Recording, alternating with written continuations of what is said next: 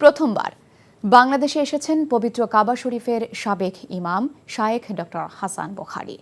ফেনীতে একটি মাদ্রাসায় 2 দিন ব্যাপী ইসলামী মহাসম্মেলনে অংশ নিয়ে জুমার নামাজে ইমামতি করেন তিনি।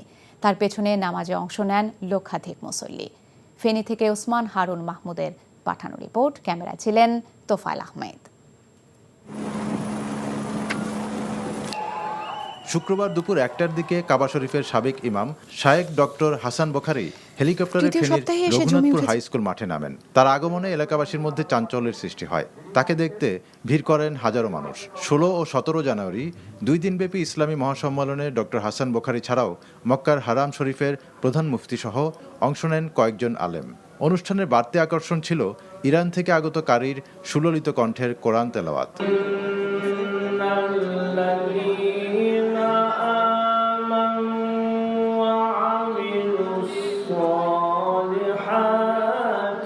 এরপর জুমার নামাজে ইমামতি করেন কাবা শরীফের সাবেক এই ইমাম।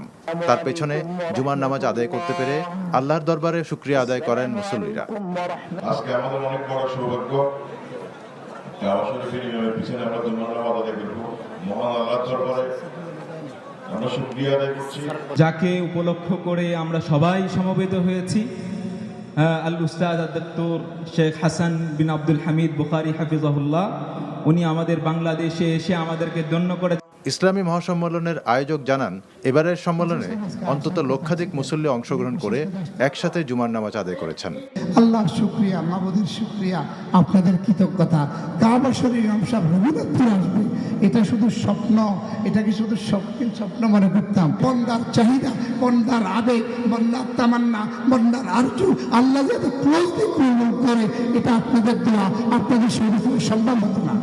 জুমার নামাজের খুতবায় শায়েখ ডক্টর হাসান বুখারী মুসলিম উম্মার শান্তি কামনা করে দোয়া করেন এবং পবিত্র কোরআন ও হাদিসকে আঁকড়ে ধরে মুসলিমদের ঐক্যবদ্ধ থাকার আহ্বান জানান।